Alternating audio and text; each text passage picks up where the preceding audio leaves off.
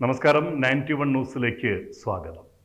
യുദ്ധത്തെക്കുറിച്ച് സ്ഥിരമായി കേൾക്കുന്നൊരു പൈങ്കിളി വർത്തമാനമാണ് യുദ്ധം നാശം വിതയ്ക്കുമെന്നത്. ഇപ്പോൾ അതിനോട് കൂട്ടിച്ചേർക്കാൻ സ്വരാജ് വക ഒരു ഉപദേശ സൂക്തം. നിങ്ങളുടെ വീട്ടുമുറ്റത്ത് മിസൈലോ ബോംബോ വീഴുമ്പോഴേ അതിൻ്റെ ഭീകരത മനസ്സിലാകൂ എന്ന്. അതിനെ പാടി പുകഴ്ത്താൻ കുറെ സൈബർ ശിങ്കിടി സഖാക്കളും. ചിലതൊക്കെ കേൾക്കുമ്പോൾ ഇവർ ഇന്ത്യക്കാർ തന്നെയാണോ എന്ന് നമ്മൾ സംശയിച്ചു പോകുന്നു. സ്വന്തം രാജ്യത്തിലെ 27 സഹോദരങ്ങളെ ജാതി ചോദിച്ച് കലിമ ചൊല്ലാൻ പറഞ്ഞ് മനുഷ്യർ എന്നതിനപ്പുറം മതം തിരിച്ച് മാറ്റി നിർത്തി യന്ത്രത്തോക്കിലെ വെടിയുണ്ടകളാൽ തല ചിതറിച്ച് സ്വന്തം ഭാര്യമാരുടെ മുന്നിൽ, മക്കളുടെയും അമ്മമാരുടെയും മുന്നിൽ ചിന്നിച്ചിതറിച്ചപ്പോൾ ഉണ്ടാകാത്ത വേദന പാകിസ്ഥാൻ എന്ന ശത്രു രാജ്യത്തെ, അല്ല, പാകിസ്ഥാനെ ഒരു രാജ്യമെന്ന് വിളിച്ചുകൂടാ.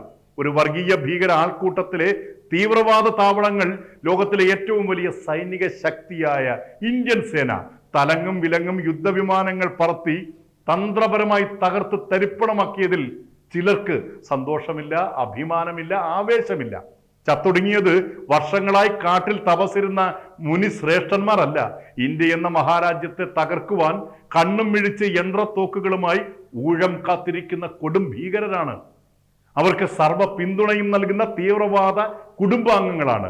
പിറന്നു വീഴുന്ന കുഞ്ഞിന്റെ കാതുകളിൽ പേരിടും മുൻപേ നിന്റെ ശത്രു ഇന്ത്യയാണെന്ന് ഓതിക്കൊടുക്കുന്ന, പെൺകുട്ടികൾക്ക് പഠന സ്വാതന്ത്ര്യം പോലും നൽകാത്ത, സ്ത്രീകളെ വെറും ഭോഗവസ്തുക്കളായി മാത്രം കാണുന്ന പുത്തൻ തലമുറയെ തീവ്രവാദ പഠന കേന്ദ്രങ്ങളിൽ വിട്ട് ക്രൂരതയുടെ ആൾരൂപങ്ങളാക്കി വളർത്തുന്ന, ഈ ലോകത്തെ നശിപ്പിക്കുന്ന കൊടും ക്രൂരന്മാരെയാണ് ധർമ്മയുദ്ധത്തിൽ ഇന്ത്യ മഹാരാജ്യത്തിന്റെ ധീര പോരാളികൾ ചിതറിച്ചു കളഞ്ഞത്.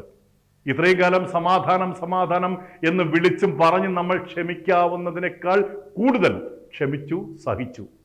അത് ഇന്ത്യയുടെ ബലഹീനതയായി കണക്കാക്കി ഇന്ത്യൻ മണ്ണിൽ വീണ്ടും നിരപരാധികളെ കൊന്നൊടുക്കാൻ വന്ന ഭീകരവാദികളെ തലോടാൻ ഇനി നമുക്ക് മനസ്സില്ല. യുദ്ധമുണ്ടായാൽ നമ്മുടെ വീടുകളും ചിലപ്പോൾ അതിൽ തകർന്നു പോകും, നമ്മുടെ ജീവനും നഷ്ടപ്പെടും.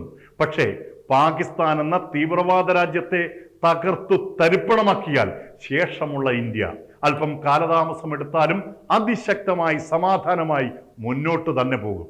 എത്ര കാലം ഭയന്ന് ജീവിക്കും? തീവ്രവാദവുമായി യാതൊരു ബന്ധവുമില്ല എന്ന് പറഞ്ഞ പാകിസ്ഥാൻ പിന്നെ എന്തിനാണ് ഈ തീവ്രവാദികളുടെ മരണത്തിൽ കിടന്നിങ്ങനെ മോങ്ങുന്നത്? TV ചാനലുകളിൽ മരിച്ചവരെ രാജ്യത്തിന്റെ ധീര രക്തസാക്ഷികളാക്കുന്നു.